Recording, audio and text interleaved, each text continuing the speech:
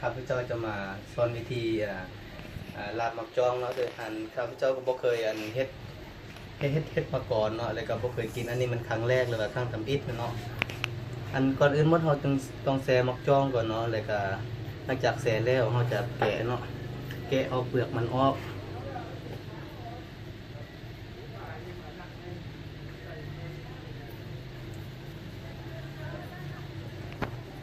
นี่เนาะอันนี้อาจจะแม่นอันตัวอันเราแกะออกแล้วอันนี้นะอันเอาเครื่องปรุงลงอยู่ในน้ำเนาะแล้วก็ต้มปลาแล้วก็เอามาใส่โคกนี้ตำเนาะแล้วเอาตะไคร้ลงก่อนเนาะเอาตะไคร้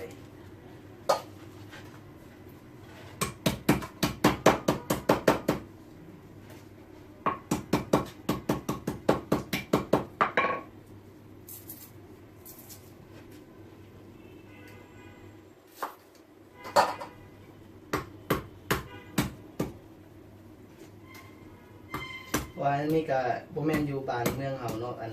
เอามาศึกษาเรียนอยู่เวียดนามพี่แน่นอนนะเครื่องปรุงมันก็สิบ่ครบสมบูรณ์คืออยู่บ้านเฮาเนาะแต่อันนี้ก็เป็นครั้งแรกที่เฮ็ดนะครั้งแรกของข้าพเจ้าเองแหละที่เฮ็ดแล้วก็บ่เคยกินแล้วก็บ่เคยรู้เลยนะแล้วก็สิลองเฮ็ดเบิ่งลองกินเบิ่งว่าเป็นจังไดเนาะเอาคิงเอาขาลงแล้วก็จากนั้นก็เอาปลาลงต้มปลาแล้วก็ใส่ปลาแดกหน่อยนึงเนาะเพื่อให้มันหอมเอาปลาแดกใส่นึงให้มันหอมเนาะ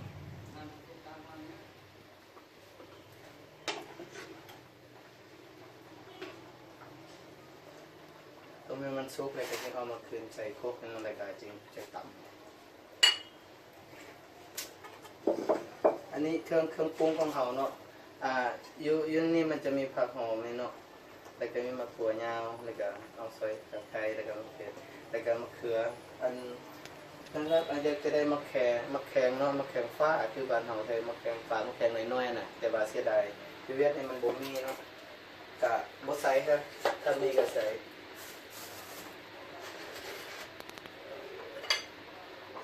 อันนี้ก็จะซอยเนาะซอยตัวนี้ก็ซอยตะไคร้นี่ก็จะซอยลักษณะเป็นแบบนี้เนาะซอยก็ผู้ใดก็คือสิเป็ดหมดแหละซอยก็ธรรมดาเรื่องซอยต้องแรกหลาย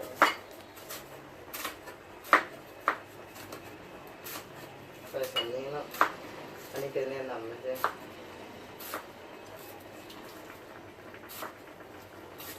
เครื่องปรุงเนาะอันนี้แจ้งกันแล้วแต่ความถนัดกินของเขามากแบบใดกับซอยแบบนั้นเนาะเป็นยัง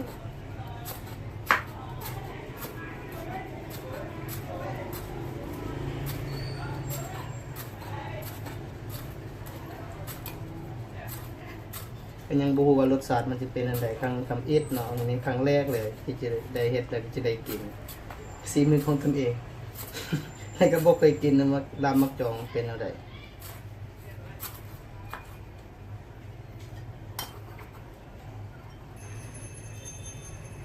อันนี้มะเขือนี่ก็ซอยเนาะตามความถนัดของเรามักแบบใดก็ซอยแบบนั้น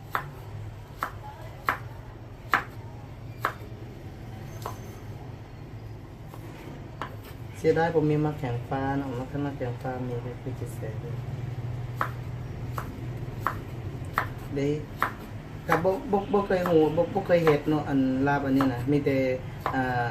ข้าพเจ้าเองก็เบิ่งแต่ใน YouTube อ่ะนะอันเรามีแต่เฮียนเอาใน YouTube ซื่อๆอันนี้ข้าพเจ้าก็เฮ็ดนำเขาบ่ว่ามันจะ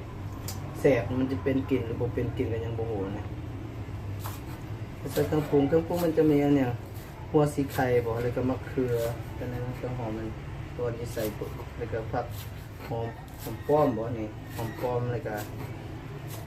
จะมีหอมป้อมแล้วก็หอมบัวเนาะหอมบัวนี่หอมบัวอะไรเนี่ยหอมบัวใบเนี่ย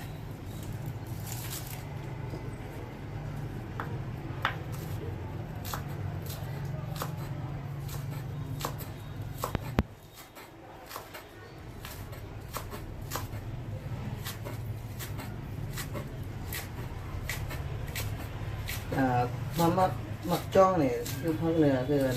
ข้าพเจ้าอยู่ก็บ่เคยเห็นเลยมันเลยก็บ่เคยได้กินน่าจะมาอยู่แต่ภาคใต้เนาะภาคใต้ยังมีหลายอันนี้ก็เขามักจองเขาฝากมาแต่ภาคใต้ที่เขาฝากมาให้หมู่อะแต่ก็หมู่ส่วนกินส่วนเฮ็ดกินนะครับเจ้าก็บ่เคยกินเนาะและอันมันจะมีอันมามักถั่วยาวเติมน้อยใส่นะมักถั่วยาวเบิ่งแต่ YouTube อันนั้นเขาสอนนะให้ข้าพเจ้าก็เลยเฮ็ดนำเขานั่นแหละลองเบิ่งสิเป็นสิได้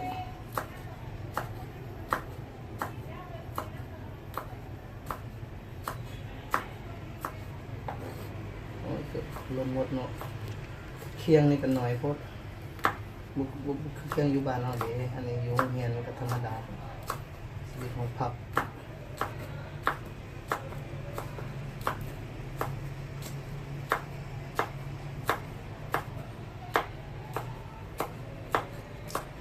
ตอนต่อไปก็คือจะเป็นขั้นตอนสุดท้ายเนาะจะเอาจะเอาปลาเนาะปลาตัวเอาสมเนี่ยอันนี้อยู่พี่ถ้าเราอยู่บ้านเฮาจะเอาปลาไปเผาก็ได้เนาะไปเผาไปปิ้งกันแต่ว่าอยู่โรงเรียนนี่อยู่เวียดนามพี่มันบ่มีเตาปิ้งเนาะก็เลยต้มเปล่าแล้วก็เฮ็ดธรรมดาคืออันเอาเฮาเฮ็ดปนปลานั่นแหละก็เอาตำให้มันแรกๆเลยก็จะมีสำนักเลยก็ใส่เครื่องปรุงเฮ็ดแบบง่ายๆคือเราเฮ็ดธรรมดาตำยั่วๆอันนี้มันให้มันแหลกกันนิดเดียวแล้วก็ใส่จึงจะปรุงเลยนะเครื่องปรุงมันจะปรุงอันปรุงอยู่ในตัวนั้นเฮาตำป่านะจะมีอันเกลือเนาะเนี่ยเกลือนั่นนะใส่เกลือนิดนึงก็ได้เพราะว่าจังนั้นจะใส่น้ำเปล่าจะมันเค็มแล้วก็จะมีแป้งนัวเนาะจะมีอัน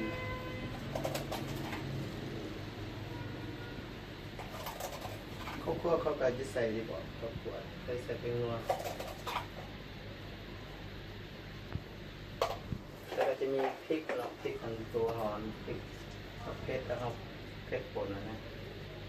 ใส่หลายๆด้วยให้เผ็ดมันจะเสียเนาะใส่กระตำเลยเนาะตำเลยก็จะใส่น้ำมัน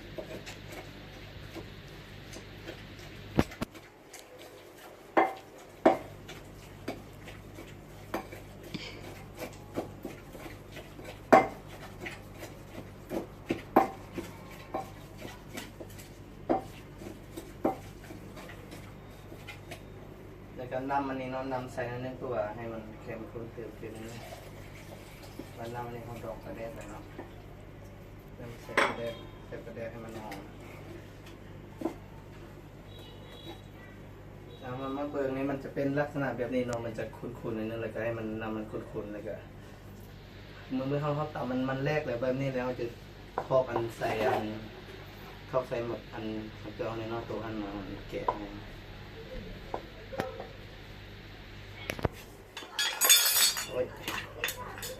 ทอกใส่เลยเนาะ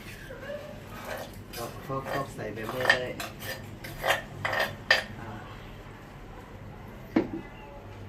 ขั้นตอนต่อไปก็คือเราจะเอาเครื่องปรุงใส่เนาะอันนี้ก็คือหัวซีไข่ตัวของซอยไว้เนาะแล้วก็เอาลงเลยอันอยู่ในถ้วยนี้มันจะมีอันมักถั่วยางเราจะซอยแล้วก็มีมะเขือแล้วก็มะเขือเนาะเราจะซอยแล้วก็เอาทอกกันลงใส่กันคนกันได้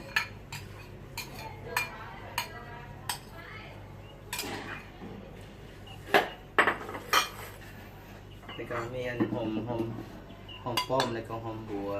แล้วหอมซอยแล้วก็เตรียมใบมะขีนะตัดทอดไปแล้วคนใส่กันจะมีผักอะไรเนาะผักกันกั้มบ่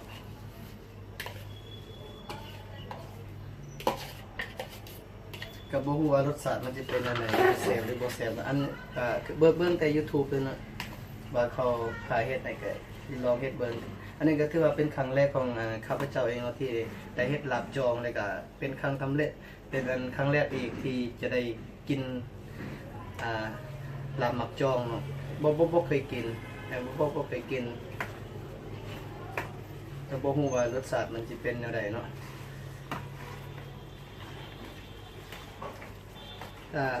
ผู้ใดฮู้วิธีเฮ็ดแบบว่านำการแนะนำเขาอยู่ใน YouTube เนาะว่าสอนเบิ่งว่าบางเทื่อข้าพเจ้าเฮ็ดกับมันบ่ถึกบ่ตรงดอกก็ได้ตั้งกับเบิ่ง YouTube อันนั้นคือกันนั่นน่ะ มันจะเป็นลักษณะแบบนี้เนาะเรากินมันแบบว่าเมื่อเราคนเท่ากันหมดแล้วเนาะกะขั้นตอนต่อไปก็สิบ่มีหยังแล้วเนาะก็มีแต่ซีมเบิ่งเนาะบ่พอหยังก็ใส่กำลังกันแหน่เอาก็สิหน้าตามันก็สิเป็นแบบนี้เนาะเอาเมื่อแล้วหมดทุกสิ่งทุกอย่างเฮาใส่เครื่องปรุงมีหยังเฮาก็ใส่หมดแล้วก็สิซีมเบิ่งอะเนาะบ่พอหยังเฮาก็ใส่ตำลังก็ได้คนเฮาความมักมันก็บ่คือกันเนาะบางคนก็มักเค็มบางคนก็มักเผ็ดบางคนก็มักหวานบางคนก็มักพอดีเนาะลองซีมเบิ่งอันนี้ครับเจ้าเป็นคนเฮ็ดเองนะบ่ฮู้ว่ารสชาติมันจะเป็นแนวใดเนาะเอานะ